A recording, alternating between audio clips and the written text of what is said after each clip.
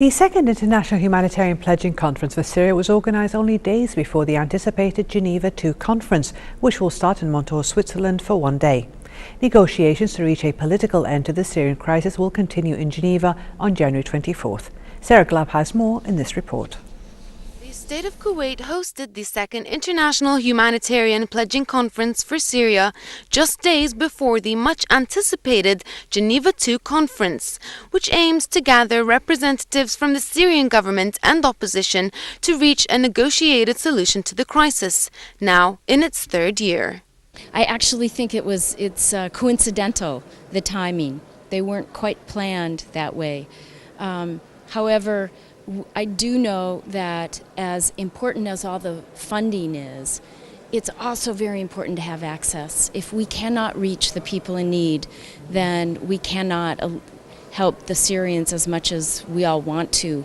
It is unconscionable to use starvation as a weapon of war. As Secretary Kerry said in his comments this morning, we call on all parties to provide the access that we need to help Syrians, some of whom have not received any assistance at all for months and months.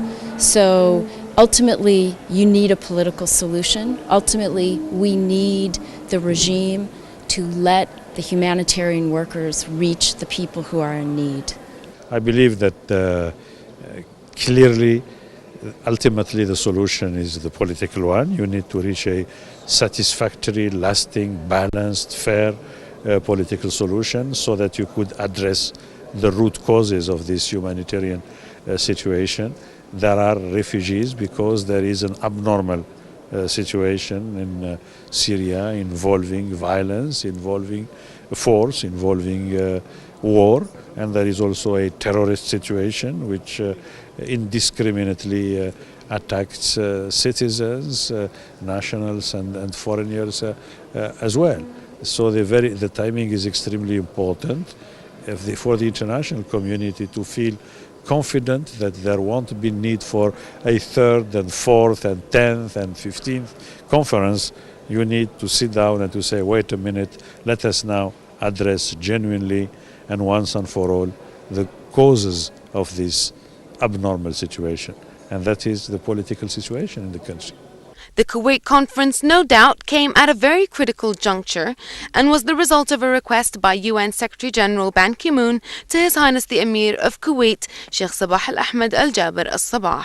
I got the sense from the presentations today that indeed messages are being structured for the next round of meetings that would concentrate on the political solution that concern the survival of people, like making sure that there are confidence-building humanitarian measures within the talks, ceasefire locally in these besieged areas so help can get in and wounded and the sick can leave.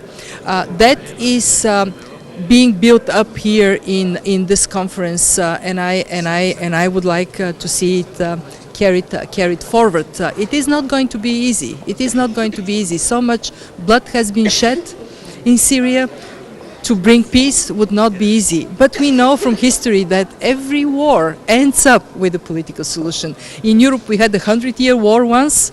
Even the 100-year war in the end was brought to closure through a political process.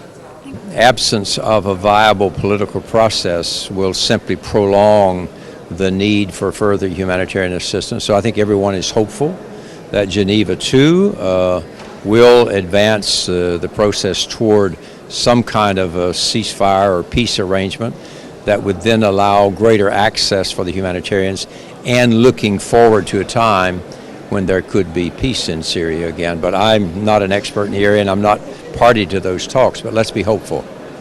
The UN strategies for Syria and neighboring countries in 2014 aim at providing food supplies, water, shelter, medicine, and supporting livelihoods.